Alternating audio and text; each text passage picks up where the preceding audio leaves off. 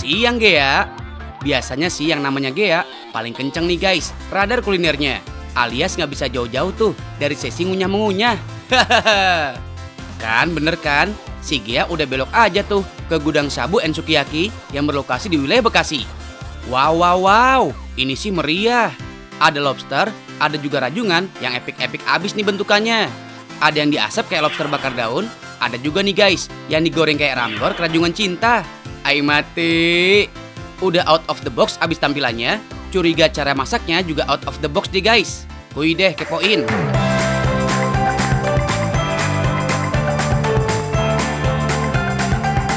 Untuk bahan-bahan yang udah mejeng ini punyanya lobster bakar daun ya guys. Nah, dari segamring bahan-bahan ini yang jadi kuncian endolitanya nih makanan ada pada bumbu rempah dan so pasti guys lobster segarnya. It's cooking time. Langkah pertama, kita oseng-oseng dulu nih guys bumbu-bumbunya. Sederet bahan kayak bawang bombay, daun bawang, cabe, dan bumbu rempah bakal guna banget nih guys untuk ngecover aroma amis pada lobster. Seng-oseng-oseng sampai wangi.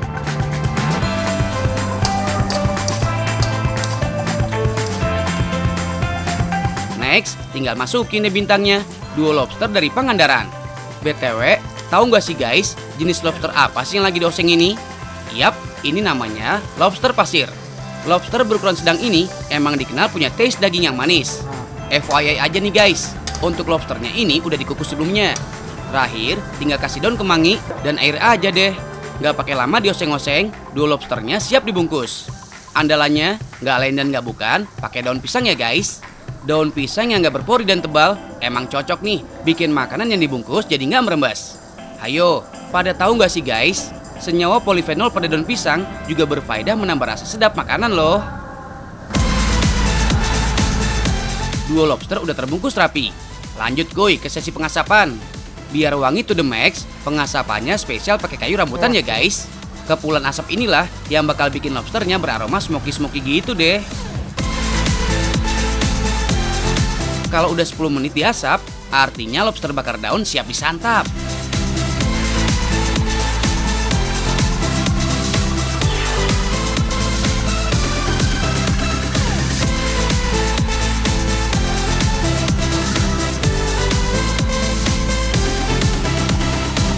Kalau yang ini juga masih dari seafood family guys, rajungan.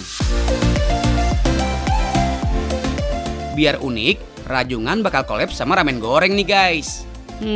Udah kebayang belum? Judulnya aja mau bikin ramgor kerajungan cinta, alias ramen goreng berpadu dengan rajungan. Makanya deretan bumbu-bumbunya Korean taste abis guys. Salah satunya pakai minyak cabe yang bikin mie ramenya pedes pol. BTW, tahu nggak sih guys, ramen pernah masuk dalam golongan makanan mewah loh.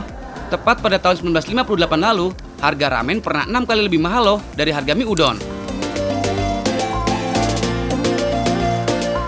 Ramen goreng udah matang paripurna nih guys. Saatnya plating. Just info aja guys, kalau rajungan justru masuk top of the top loh dibanding kepiting bakau dan kepiting Papua. Platingnya sweet abis nih guys. Niat banget sampai pakai loyang berbentuk love. Gak heran ya kalau namanya ramgor kerajungan cinta.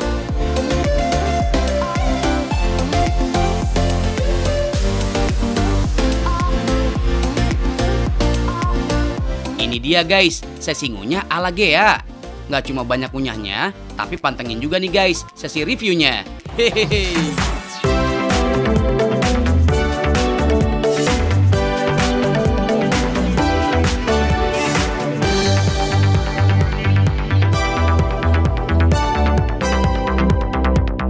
Ini dia seninya makan rajungan guys. Nggak bisa cantik. Tadi udah cakep banget, terus tiba-tiba kayak ambiar aja gitu. Kalau soal rasa ramgornya dijamin pedes sih guys, tapi masih cocok kok di lidah warga plus 62 kayak Gea. By the way, pada tahu nggak sih enaknya makan rajungan dibanding kepiting? Jadi ternyata guys, gak cuma soal daging rajungan yang lebih manis dari kepiting. Cara makan rajungan gak perlu ekstra tenaga nih guys. Secara cangkang rajungan lebih lembut dan rapuh dibanding kepiting.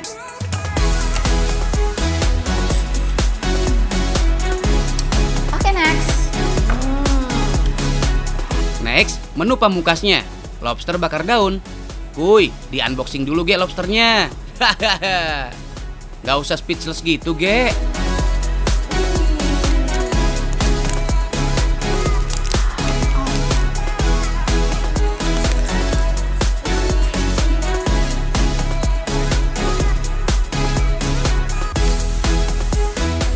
Sumpah enak banget guys, nggak bohong. Mas kameramennya mau? Mau? Mau aja deh. Mendingan buat aku.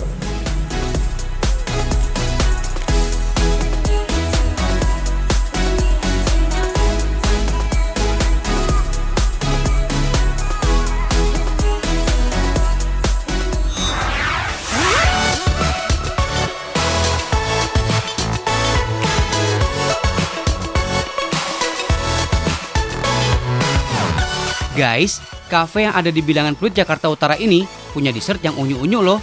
Selain itu, tempatnya juga lumayan instagramable, cocok buat pilihan hangout place yang kekinian. Hai guys, aku udah di kafe. Kafe ini tuh lucu banget, ada dessert yang unik-unik. Lagi siang-siang kayak gini, kita sambil nyanyi-nyanyi, duduk cantik. Mending kita makan dessert yang unik-unik. Ada di dalam, yuk langsung aja masuk.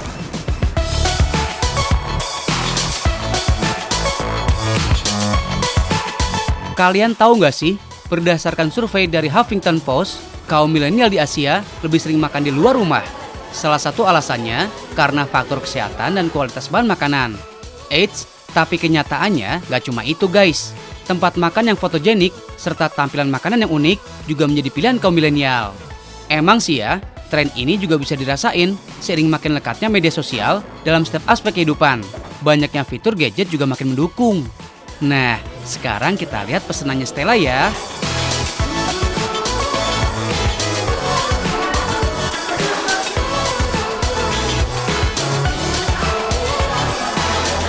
Lucu-lucu kan?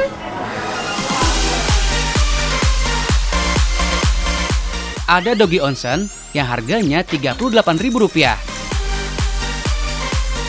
Frenchy milkshake harganya Rp38.000 juga. Dan rabbit pie harganya Rp42.000. Semua harganya belum termasuk pajak ya guys. Es krim rasa cappuccino yang dibentuk mirip banget kayak muka doggy memang kelihatan cute parah ya guys. Detail dibentukannya itu ditaruh di atas waffle dengan ekstra cream cheese dan boba jelly. Cus, sikat. Hahaha.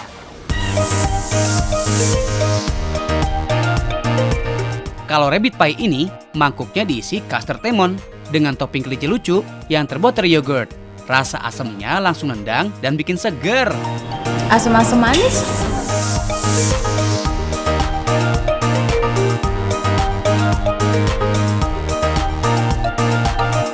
Nih guys, minuman ini terdiri dari susu, macchiato, sama dicampur sama biskuit regal. Terus atasnya ini si doggy yang lucu ini itu puding. Kita cobain ya. Minuman yang creamy dengan campuran smash biskuit regal dan ditongkrongin sama si bulldog yang anti galak. Hahaha.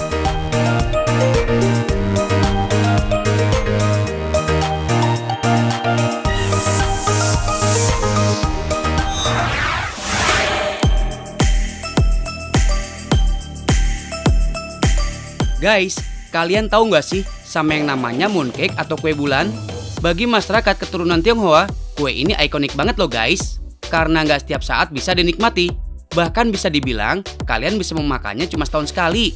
Acara yang harus banget ada mooncake adalah Mid-Autumn Festival yang jatuh setiap tanggal 1 Oktober. It means sebentar lagi guys. Ceki-ceki yuk, seperti apa sih mooncake atau kue bulan tuh? Kak Gia udah siap diajarin cara bikinnya sama Kak Selin. Bahan-bahannya adalah tepung ketan, gula halus, tepung terigu, dan salad oil. plus pewarna yang sudah dicampur dengan air.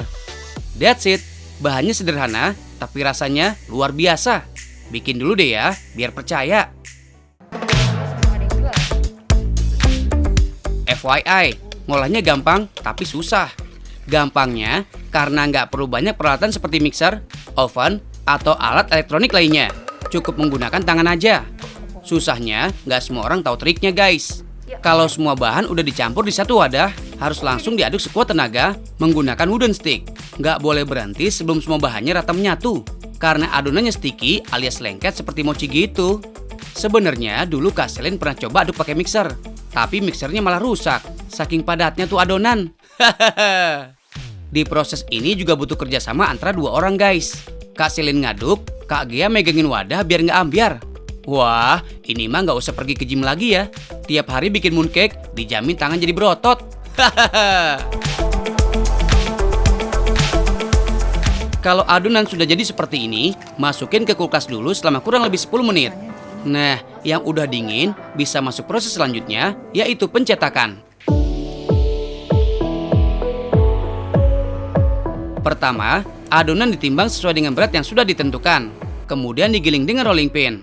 Salah satu ciri khas mooncake adalah pada isiannya. Adonan yang tadi dibuat berfungsi untuk menyelimuti filling atau isian yang beragam. Rasa khasnya adalah pasta biji teratai, kacang merah, coklat, teh hijau, dan sejenisnya. Biasanya sih satu rasa aja, tapi Kak Selin mau inovasi nih guys. Mooncake versi Kak Selin punya sensasi dua rasa, seperti pineapple janduya, coffee kalua, cheese choco, dan pasta durian. Selain filling, ciri khas lain dari mooncake adalah motif di bagian atasnya. Harus ada kelinci atau dewi bulan. Ini bukan tanpa alasan guys, karena ada filosofinya tersendiri. Jadi bukan kopi aja yang ada filosofinya ya. Oh ya guys, ada banyak versi tentang asal-usul mooncake yang dihadirkan pada saat festival pertengahan musim gugur. Mid-Autumn Festival sendiri adalah perayaan paling penting nomor 2 setelah Imlek atau Chinese New Year.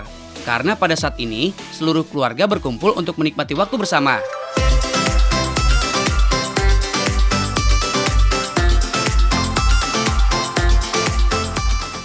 Udah jadi nih kue bulannya.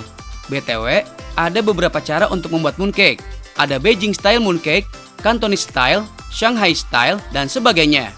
Tapi yang dibuat Kak Selin ini adalah Snow Skin Mooncake ala Singapura. Tahu nggak sih apa itu Snow Skin Mooncake? Yang jelas ada embel-embel salju. Karena dimakannya harus dalam keadaan dingin. Setelah proses cetak, harus didiamkan dalam kulkas selama minimal 4 jam. Baru deh bisa dinikmati. Di Indonesia, Snow Skin Mooncake termasuk jarang. Karena bahan-bahannya nggak ada. Kak Selin aja harus impor dari Singapura. Kalau resepnya sendiri dibuat oleh ibu Kak Selin yang sangat menyukai Snow Skin Mooncake. Awalnya cuma dikasih ke sanak saudara setahun sekali. Karena rasanya khas dan nggak ada di tempat lain, akhirnya mulai ada pesanan. Tapi produksinya nggak massal, karena sistem pemasarannya hanya word of mouth. Setelah 5 tahun berjalan, akun di sosial medianya baru dibuat pada tahun 2019. Itu juga karena permintaan yang semakin banyak. Tapi tetap aja, ordernya cuma bisa setahun sekali. Karena Lesel Mooncake cuma buka 3 minggu, terhitung dari 6 September. Nah, makan kue bulan emang enaknya sambil ngeteh guys. Tapi teh tawar ya, karena kuenya sendiri udah manis. Iya, manis kayak yang makan. Hehehe. Wow, udah jadi Snow Skin Mooncake-nya. Oh iya, tahu nggak sih apa yang biasa dilakukan pada saat festival pertengahan musim gugur? Yang jelas makan mooncake. Terus biasanya sambil menikmati pemandangan full moon di malam hari. Karena masyarakat Tionghoa percaya pada hari Mid-Autumn Festival penuh dengan keberuntungan. Guys, mooncake ini terkenal dengan harga yang mahal banget. Satuannya bisa 300 ribuan. Ini satu biji loh guys. Karena biasanya kue bulan dibeli untuk diberikan ke orang lain. Jadi packagingnya mewah banget. Tapi tenang, yang dibikin Kak Selin ini ramah banget kok di kantong. Dengan 100 ribuan, kalian udah bisa icip-icip. So, happy Mid-Autumn Festival ya guys, bagi kalian yang merayakan.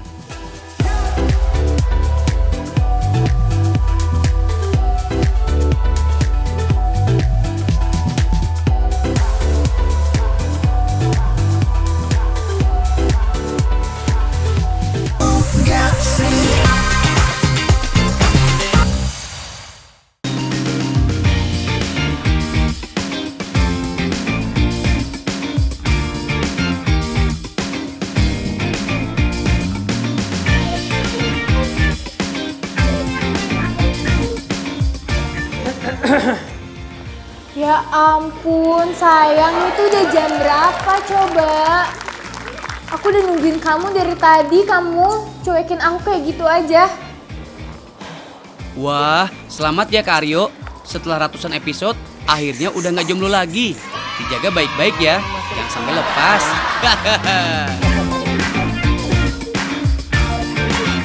Kamu nggak inget kan besok pasti hari apa? Tuh, udah malah nggak inget, akunya dicuekin. Udah telat lagi, nambah tuh kesayangan kamu hari ini. Oh iya, ulang tahun kamu ya. Barengan sama Benny ya? Lupa. Ih, kamu mah lagi udah mah telat. Lupa kan kalau aku nggak ngingetin. Tapi tenang, aku udah nyiapin yang spesial buat kamu sebenarnya. Tapi pura-pura aja lupa. Emang kamu mau hadiah apa sih? Pokoknya aku mau yang paling spesial. Oke, aku kasih yang spesial buat kamu ya. Sini, kamu ke aku ya. Wih, kira-kira Kak Aryo mau kasih hadiah apa ya guys buat Cantika? Jadi penasaran nih. Hehehe. Halo. Hai, Mas Daniel.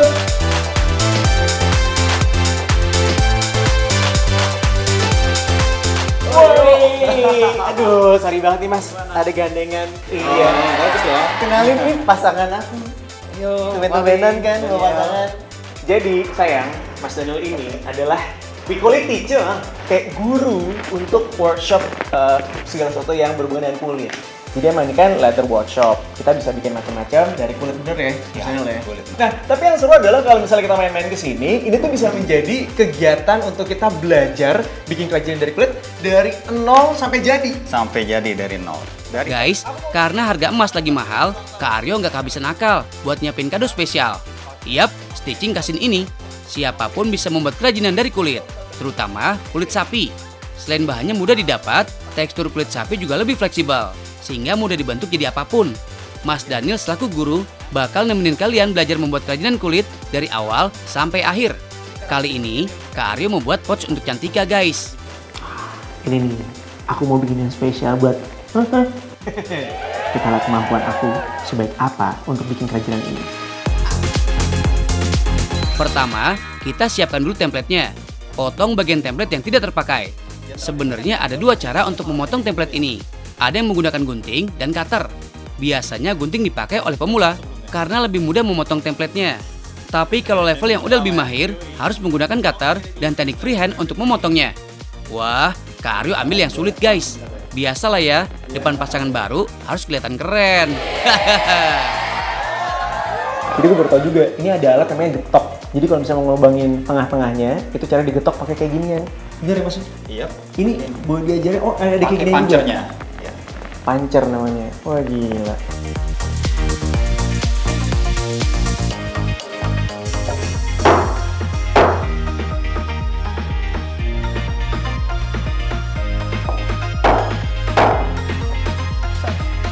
Nah, setelah bagian luar template terbuang, sekarang kita buang juga bagian dalamnya yang tidak terpakai.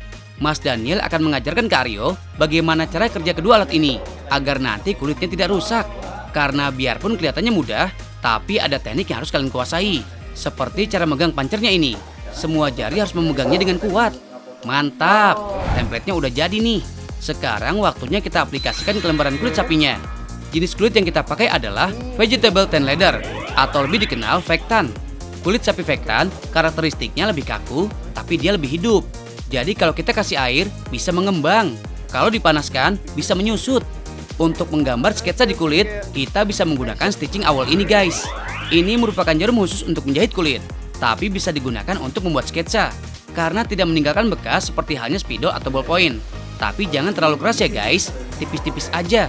Pastikan semua garis yang ada di template pindah ke dasar kulit. Sebelum kita motong ini, karena kita pakainya pisau ini, pisau untuk khusus motong kulit. Wow. Dia setiap kali kita menggunakan, kita asah dulu. Oh. Kita pastiin dia benar-benar tajam, harus tajam banget. Oke.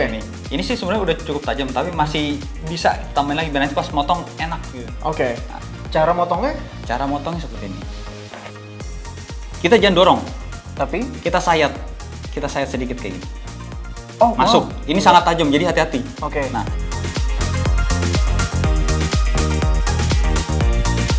kalau udah deket gini bisa disayat juga, jadi agak atas bawah seperti itu. Tuh guys, Hati-hati ya motongnya, soalnya pisaunya tajam banget. Lebih tajam dari komen netizen. Yang pasti pelan-pelan aja, ikutin pola yang udah dibuat. Kalau bisa lebihin sekitar 1 cm supaya aman.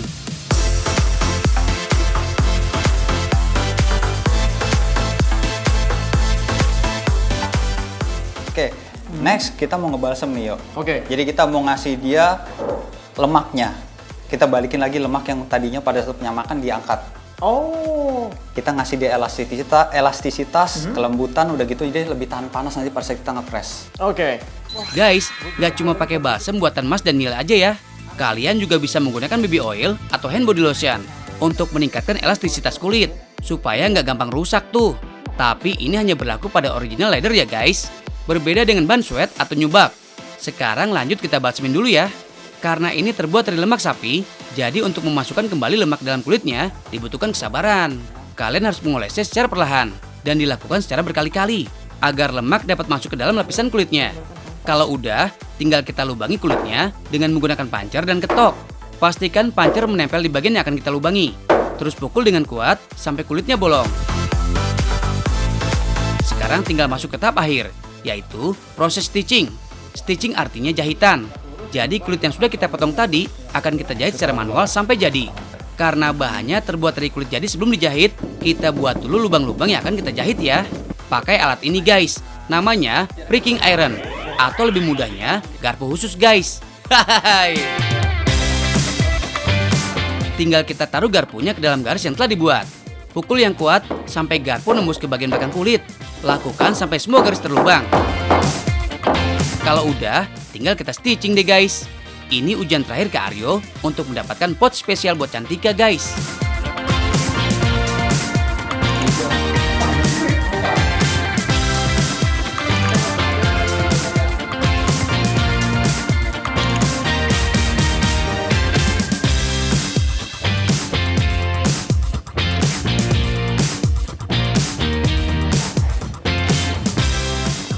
Nggak bisa kalau kayak gini liatin kamu. Jadi nggak konsen. Bawaannya tuh pengen ke pelaminan. Ya Allah. Kamu nih di luar deh. Cobain deh. Iya, aku di luar aja. Kamu di luar aja. Nanti pokoknya aku udah jadi buat kamu spesial aja. Ya bagus ya. Iya dong. Ya udah kayak gitu. Baru ngasih kode nih. Ya udah deh.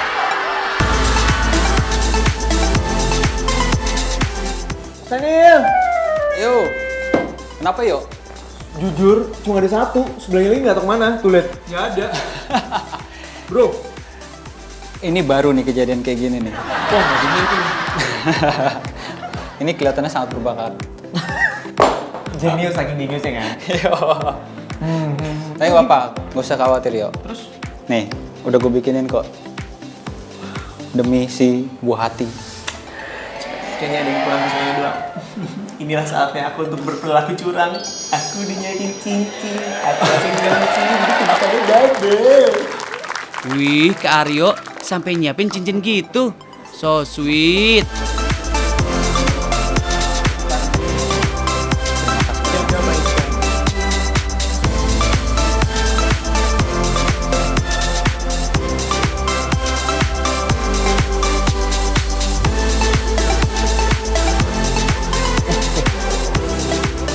Sayang, aku kembali. Udah selesai. Udah dong. Tau gak aku bawa apa buat kamu? Udah mau lihat dong. Bohong, ada di sini. Wow. Gemes gak?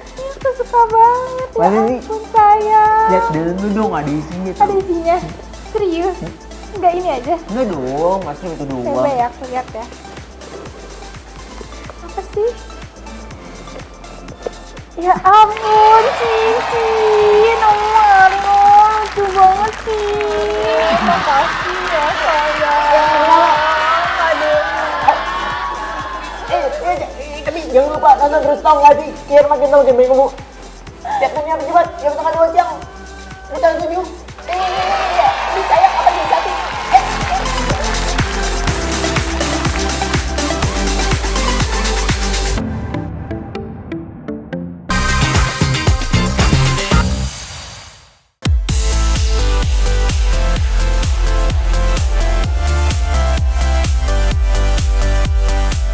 Guys, Apa sih yang kalian bayangkan kalau mendengar kata Spanyol, Real Madrid, Barcelona, atau pembalap MotoGP, Jorge Lorenzo?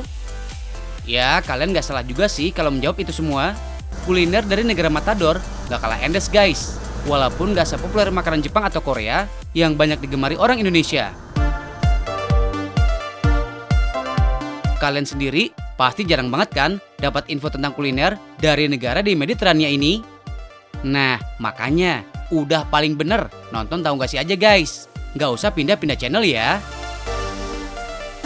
Di wilayah Jakarta Selatan, terdapat resto yang menawarkan berbagai menu khas Spanyol. Hadir sejak tahun 2018, menu-menu khas La Furia Roja akan nambah nuansa baru di lidah kalian. Nggak percaya? Nih, kita lihat Chef David lagi beraksi.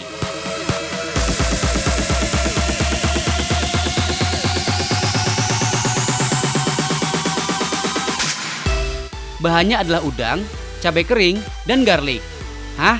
Udah gitu doang? Hahaha. Yes, cuma ini aja guys. Udah gitu masaknya juga sederhana. Pertama, tumis garlic menggunakan prawn oil. Kalau udah keluar aromanya, masukkan udangnya. Kemudian tambahkan garlic sauce. Masukkan cabai kering deh. Alright, selesai. Tuang ke atas piring dan taburkan parsley kering. Ini dia guys, gambas al ajillo. Nah, sekalian belajar bahasa Spanyol dikit nih. Gambas artinya udang, sedangkan ajillo adalah bawang putih. Menu ini biasanya dimakan sebagai appetizer alias makanan pembuka. Sekarang kita bikin menu utamanya ya. Namanya arroz negro. Secara harfiah, arroz artinya nasi, sedangkan negro berarti hitam. Jadinya nasi hitam. Bahannya menggunakan kacang polong, squid ink sofrito alias saus tinta cumi, potongan cuttlefish, dan tofu clam. Proses awalnya adalah merebus kaldu seafood untuk kuah. Lalu masukkan squid ink sofrito. Diamkan sebentar hingga mendidih. Baru deh giliran nasi seafoodnya. Aduk-aduk sambil menunggu kuahnya menyerap. Kemudian masukkan kerangnya satu persatu. Guys, tahu nggak sih apa itu sofrito? Ini adalah saus yang biasanya digunakan dalam berbagai masakan. Selain masakan Spanyol, juga makanan dari Amerika Latin, Italia, dan Portugis. Saus ini terbuat dari berbagai rempah, terutama bawang putih, paprika, bawang bombay, dan olive oil. Step selanjutnya adalah penaburan potongan cuttlefish alias sotong dan kacang polong. Eits, ngomong-ngomong nih, kalian tahu nggak sih apa bedanya sotong dengan cumi? Meskipun sama-sama memiliki 10 tentakel, tapi secara ukuran, sotong lebih besar daripada cumi. Tuh, lihat aja, secara penampakan juga beda kan? Cumi memiliki tubuh yang panjang dan meruncing, sedangkan sotong tubuhnya lebih melebar tapi agak pipih. Tapi dari segi rasa, keduanya bersama jika diolah dengan cara yang benar. Eits, masaknya belum selesai guys. Meskipun udah matang, tapi arroz negro ini masih harus dimasukkan ke dalam oven. Bentar aja kok, hanya 2 menit. Tapi masih belum juga. Letakkan lagi di atas kompor. Ciri khas makanan yang satu ini adalah nasi yang berkerak.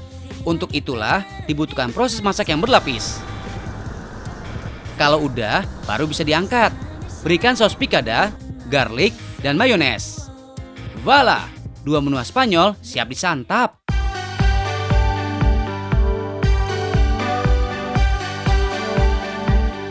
Kalau diperhatikan, porsinya nggak terlalu besar ya. Ya memang disinilah cirinya. Di Spanyol terkenal kata tapas, yang merupakan aneka appetizer atau snack. Makanya nggak heran porsinya dikit. Karena emang fungsinya hanya untuk cemilan ya guys. Kalian bisa menikmati aneka sajian khas Spanyol ini dengan rentang harga sekitar 200.000 per orang. Selamat mencoba ya.